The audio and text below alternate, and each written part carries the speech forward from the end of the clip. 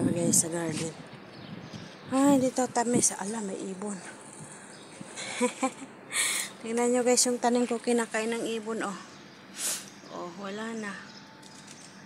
Kinakain ng ibon, puro kalbo. Ano ba naman yung ibon na to, oy? Wala.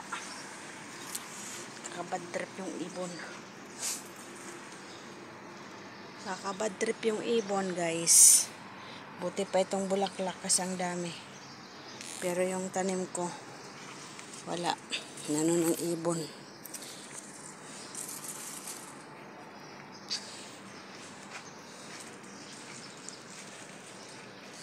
Yan, magtatalbos na lang tayo ng ano. Talbos na lang tayo guys ng ampalaya. Mag-ano tayo, magmumunggo tayo today. Ayan. Talbosin na lang natin ng ampalaya. Oh my God. Guys. Ang laki. Hala. Babagsak pa ata yung aking ano. Babagsak pa ata siya. Talbos na lang tayo ng ampalaya guys. Para panglagay natin sa munggo. Mumunggo tayo today. Ayan. Tanggalin natin yung mga ano. Ayan, oh, okay. Umaakyat kasi sa taas guys. Ayan. Talbosin na natin to. Ayan. Talbosin na natin ito. Alaka, naputol. Laki ng ano. Aray ko.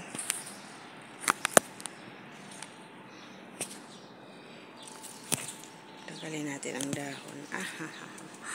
Tapos sasabit natin ulit guys para ano. Aray ko. Sabit natin ulit dyan. Para umakyat doon ulit. Ayan. Lagay natin sa ampalayats. Sa ampalayats. Ayan. Putulin natin lahat ng mga talbos. Ano to? Ayan guys. Ang ating ampalaya. Saan pa? Meron pa ba dyan magandang talbos? Doon papunta sa taas kasi. Ayun oh. Ito.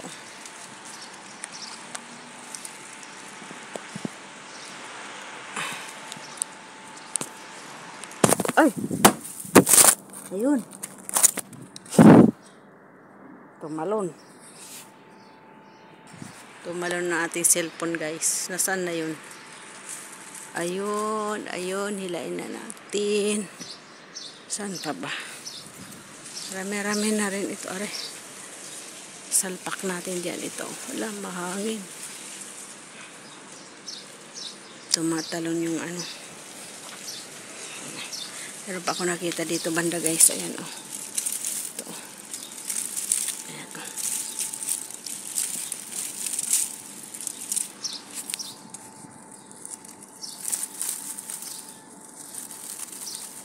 Aray ko. Ayan. Tanggal na natin lahat ng mga talbos na pwede. Tanggalin na natin lahat.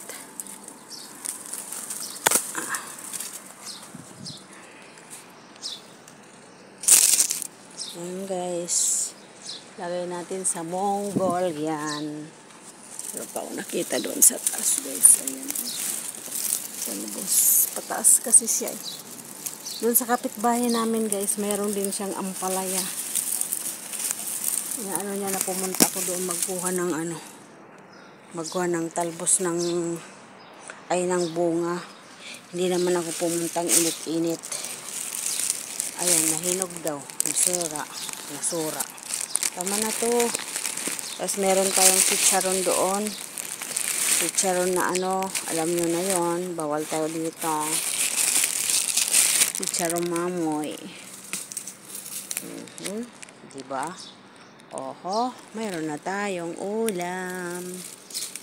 May ulam na tayo.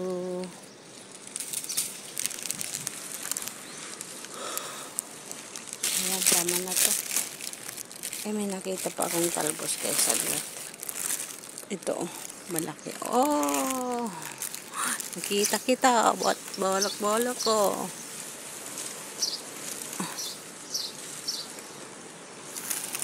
Bahala ka. Nakita kasi kita. Ayan. Ayan, marami na tayong talbos. Pwede na to guys. Pwede na ito o panghalo sa munggo mamaya. Didilig muna tayo. Sagaan lang natin magdilig.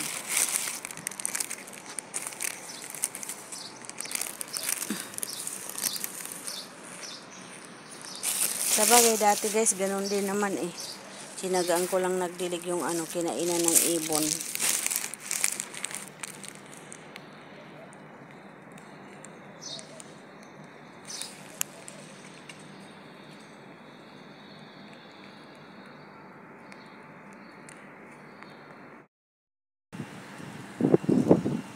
Ayan guys. Didilig muna tayo guys, bago tayo bumaba ulit. Nakakuha na tayo ng gulay natin. Didilig muna tayo. Aray ko. Ayan. Dilig-dilig lang. Tsaga-tsaga lang magdilig. Sabi ko magdadala ko ng buto ng sunflower. Yung mga sunflower na tinanggal ko dito.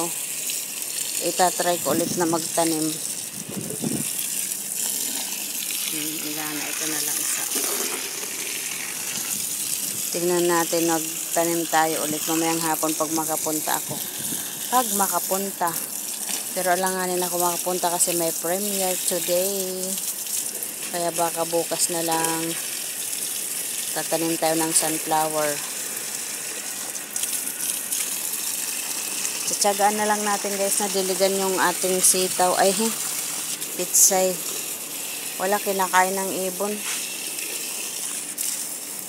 Ko na lang ulit, tataniman ko na lang ulit yung hindi mabuhay.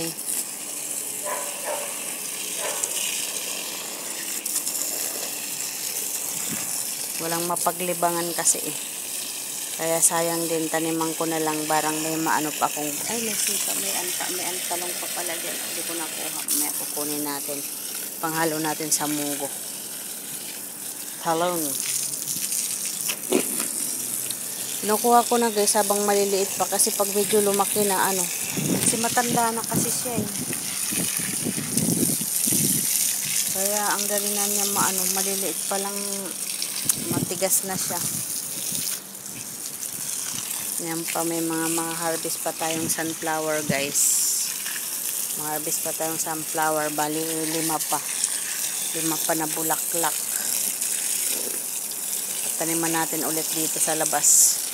Kasi pag tinaniman natin yan dyan ng pinsay, wala rin.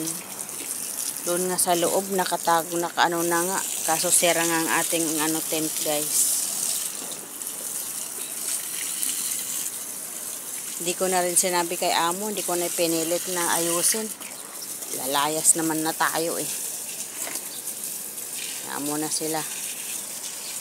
Pagtsatsagaan ko na lang muna nataniman. Habang nandito pa tayo tanim-tanim muna. Ayan, para may gulayin. Mamaya taniman ko ulit dito na lang. Taniman ko ng ampalaya ulit. Yung ampalaya na nahinog na galing din dito. Try ko rin itanim. Try natin itanim. Ayan. Ang ating pitsay na mga kalbo. Kinain ng ibon. Napasaway mga ibon kasi labas-pasok sila kasi wala na, sira na kasi ang ating tent. Hindi naman pinapaayos ni amo eh. Kaya hayaan mo na yan.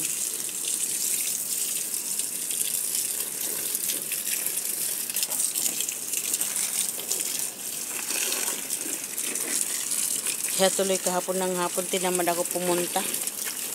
Kasi ganyan naman. Pero tsagan lang natin guys. Parang maging okay rin. Para makano pa tayo ng mga buto. Mga seeds. Para may mauwi tayo sa Pilipinas ng silangan. Buti kasi doon kahit sa labas tayo, kahit hindi ang pagtaniman natin sa Pilipinas. Siyempre maraming puno, maraming green na pinag-aanohan ng mga ibon. Kaya hindi nila maano na yan, hindi nila na mapapansin yung mga ganyan. Dito kasi siyempre wala naman gaanong mga puno dito.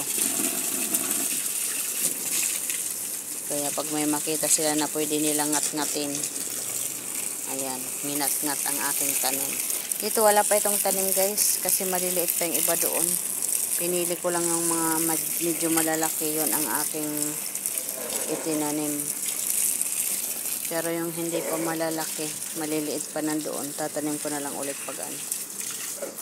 Yan, tapos na naman tayo magdilig. Ay, tayo muna natin. Tapos, mag-exercise muna ako dito bago bumaba. Ganon lang ang ginagawa ko guys. Patapos ko magdilig, nag-exercise muna ako. Saka ako bababa mag doon sa taas. Ayan, maliit pa lang guys, kinuha ko na oh. Kasi nasisira lang eh. Yes. Guys, pakita ko guys yung mangga.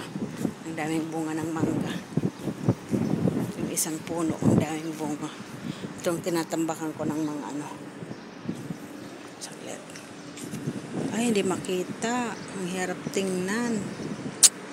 Mahirap. Huwag na lang. Doon na lang mamaya sa baba. Ayan guys.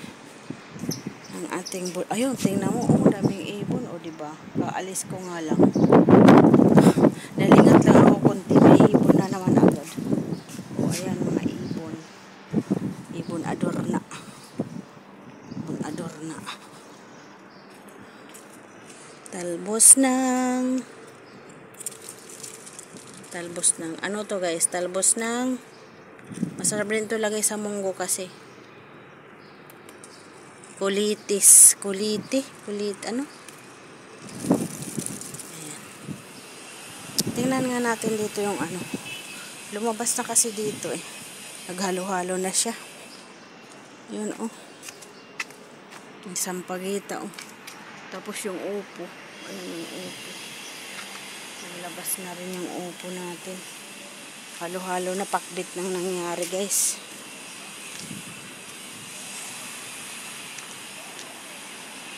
Pakbit nang nangyari. Ayan guys. Thank you guys sa support. Mega love shout out Team Strawberry. Thank you sa support guys. Sa mga admin. Thank you so much. God bless us all guys. Bye.